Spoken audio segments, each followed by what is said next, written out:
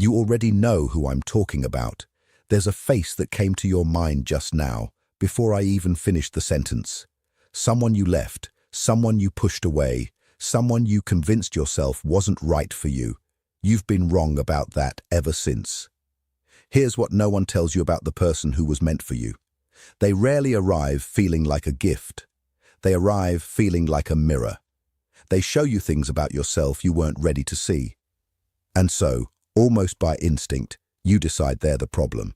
By the end of this, you'll understand exactly why you walked away, and whether it's too late to walk back.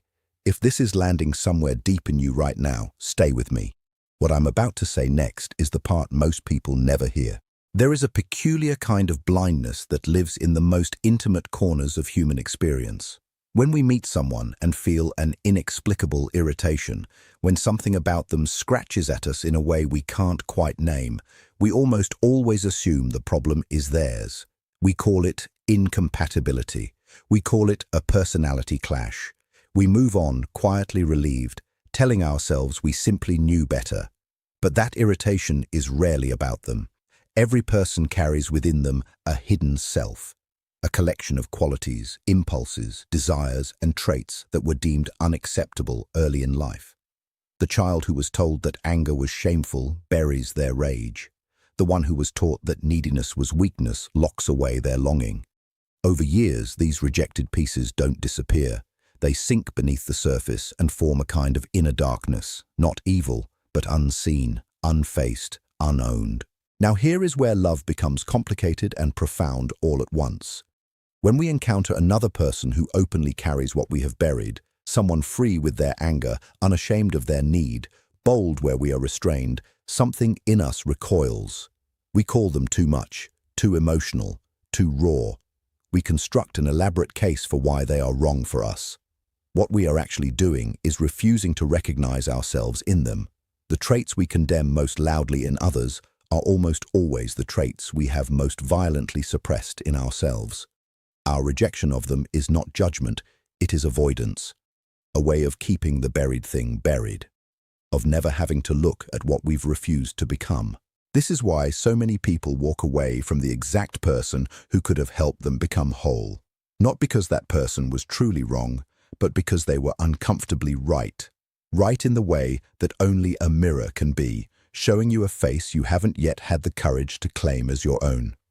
Real love begins the moment you stop condemning the reflection. Deep within the architecture of the human psyche, there lives an image. Not a photograph, not a conscious wish list, but something far older and more powerful than either UA. An inner portrait of the beloved, assembled across years of experience, longing, and inherited pattern.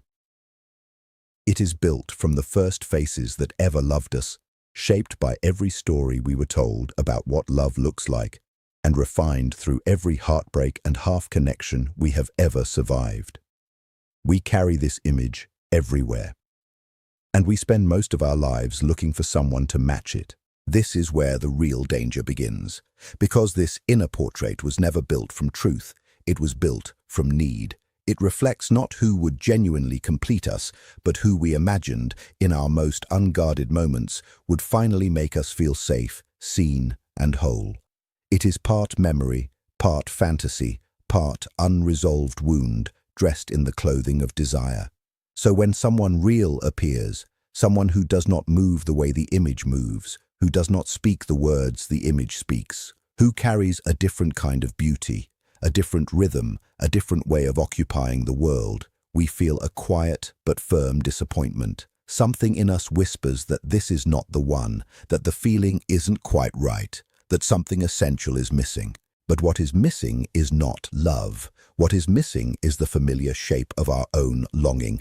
The image we carry is not a compass, it is a cage. It keeps us circling back to the same kind of person, the same dynamic, the same emotional territory, not because it is right for us, but because it is recognizable. And the recognizable, however painful, always feels safer than the unknown. The person genuinely meant for you may never match the portrait. They may arrive looking nothing like the dream. But beneath the surface of what doesn't fit, something far more honest waits. a connection that answers not your fantasy, but your actual soul. That is the love worth staying for. There is a lie we have been told about love so many times and so tenderly that most of us have never thought to question it.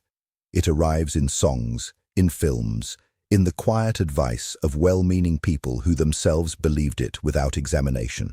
The lie is this, that the right person will complete you, that somewhere out there exists a human being whose presence will fill the hollow places, silence the restless questions, and finally make you feel like enough. It is a beautiful lie, and it ruins more love than almost anything else. The truth is far more demanding and ultimately far more dignifying. The right person does not arrive to complete you. They arrive to disturb you, gently at first, then with increasing intensity, into the work of completing yourself. They do not hand you wholeness. They make wholeness impossible to keep avoiding. This is what genuine relationship actually does. It surfaces everything you have not yet resolved. Your fears about worthiness rise. Your patterns of withdrawal or control become suddenly visible.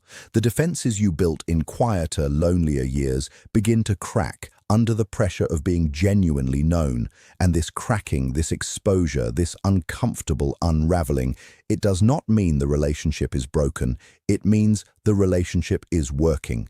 Most people leave at precisely this moment. The discomfort arrives, and they interpret it as evidence of incompatibility. They say the relationship is too hard, too draining, too much.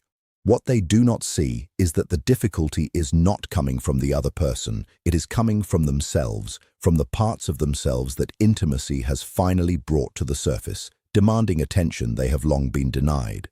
Growth dressed in discomfort is still growth. Transformation rarely feels like transformation while it is happening. It feels like friction, like confusion, like the quiet suspicion that you have somehow chosen wrong. You have not chosen wrong.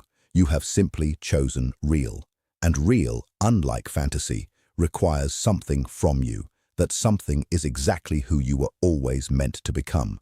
Of all the stories we tell ourselves to justify walking away, none is more elegant, none is more socially acceptable, and none is more dishonest than this one. It simply wasn't the right time. We offer it gently, almost apologetically, as though time itself made the decision and we were merely its messengers. It sounds reasonable. It sounds mature. It sounds like wisdom dressed in the language of surrender. It is almost never true. Timing is the most sophisticated armor the frightened heart has ever constructed. It allows us to leave without admitting we are afraid. It permits us to close a door without acknowledging what we are closing it against.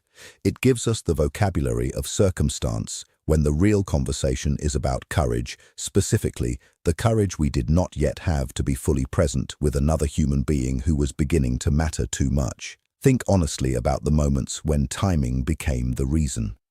There was a career to focus on, a healing that needed to happen first, a chapter that wasn't yet finished. These things were real, but they were rarely the actual obstacle. People build careers and fall deeply in love simultaneously every single day. People heal more completely inside a genuine connection than they ever do alone. Chapters do not need to close before new ones begin. Life does not pause for readiness. It never has. What timing really names, in most cases, is the precise moment when vulnerability became unavoidable. When the other person got close enough that leaving felt necessary simply to regain the illusion of control. When the relationship stopped being something pleasant and started being something that demanded genuine emotional presence, and that demand felt like too much to meet. So we invoked timing. We made it the villain. We walked away feeling sad but justified, carrying the quiet belief that someday, under different circumstances, it might have worked. But circumstances were never the obstacle standing between you and that love. Fear was. Fear dressed in a watch, pointing at the wrong hour. There is a version of yourself that you show the world.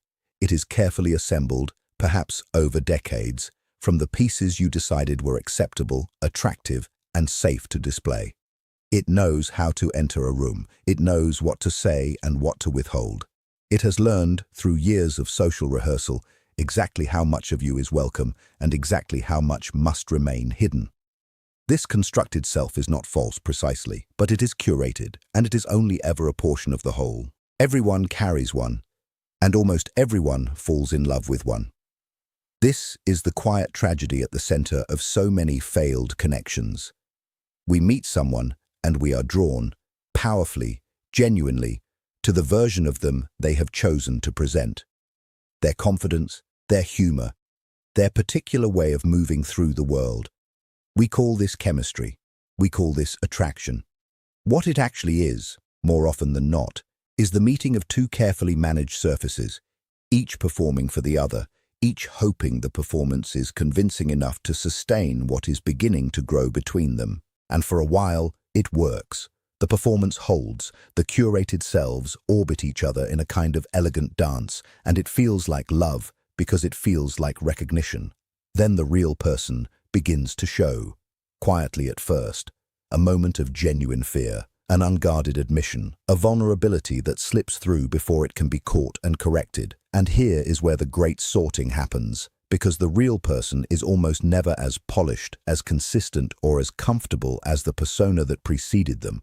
They are more contradictory, more wounded, more surprising in ways that don't always feel like pleasant surprises.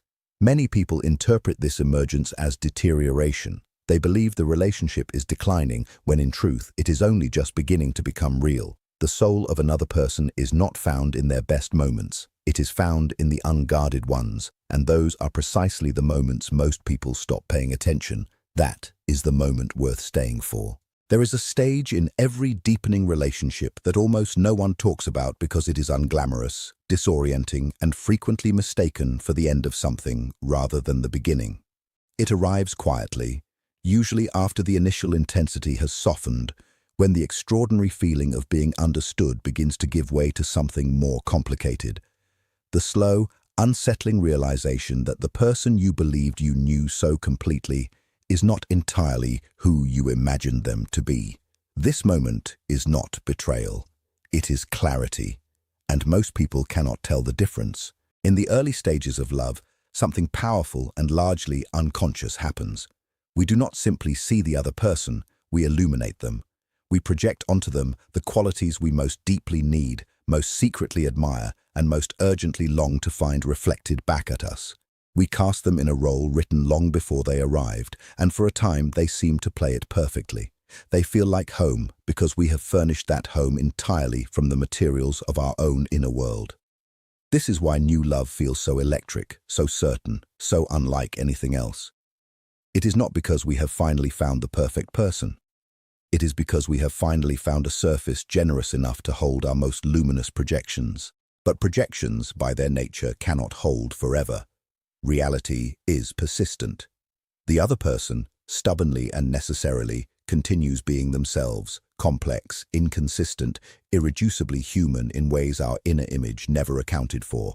And as the projection fades, as the constructed version gives way to the actual one, a feeling of loss descends that can be genuinely devastating. We call this falling out of love.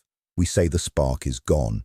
We decide, with great sadness and complete sincerity, that we were simply wrong about them. What has actually happened is that we have been given something far more rare and far more valuable than the projection. We have been given the real person, unfiltered, uncurated, and waiting to be genuinely seen. Real love does not begin at first sight. It begins at first seeing.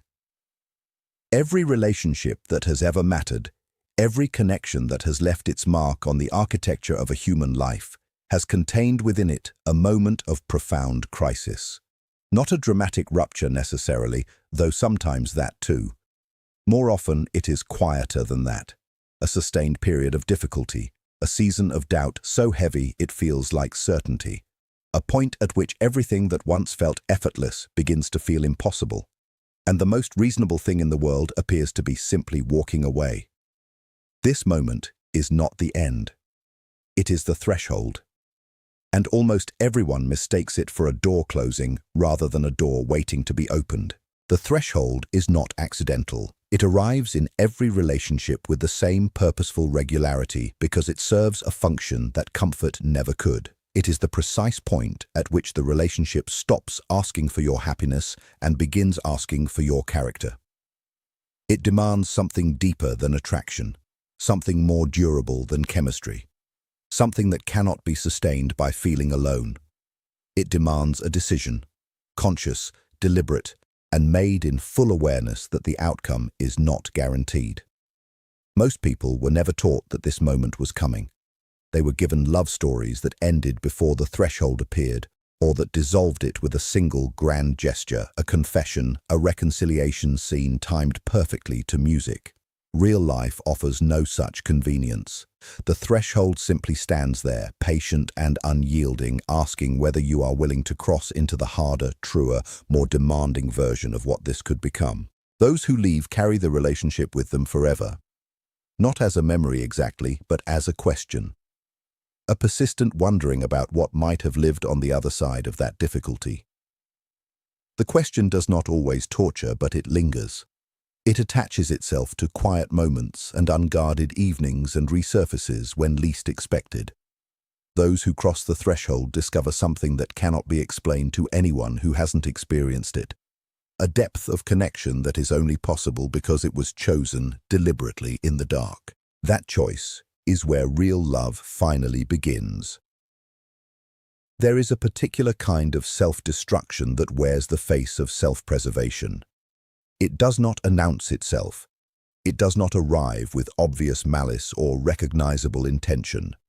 It operates beneath the level of conscious awareness, quietly and efficiently dismantling the very things we claim to want most, specifically and most devastatingly, in the moments when love becomes real enough to actually matter. This is unconscious sabotage, and it is far more common than loneliness, far more common than incompatibility, far more common than any of the reasons we typically offer when explaining why something that could have been extraordinary quietly became nothing at all. It works through misdirection.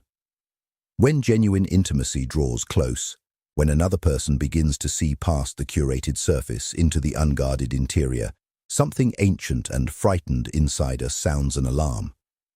Not a recognizable alarm. Not one that announces itself as fear. It disguises itself as clarity. Suddenly, we notice flaws that were always present but never before felt significant. We manufacture distance through arguments that seem justified in the moment but dissolve under any honest examination. We become convinced with surprising speed and apparent certainty that we deserve something better, precisely at the moment someone is offering us something real. The cruelty of this mechanism is in its timing. It does not activate when love is shallow or safe. It activates when love deepens. When the other person gets close enough that their leaving would genuinely wound us. When the vulnerability required to continue becomes greater than the vulnerability we believe we can survive. And so we leave first. We tell ourselves it was wisdom. We frame our retreat as standards, as self-respect, as knowing our worth. We construct a narrative in which we are the protagonist of a principled exit rather than the architect of our own abandonment. But the body keeps the score. Something always remains, a residue of the thing we ended too soon, a quiet awareness that what we called a decision was actually a defense. Recognizing this pattern is not weakness. It is the first and most necessary act of genuine courage.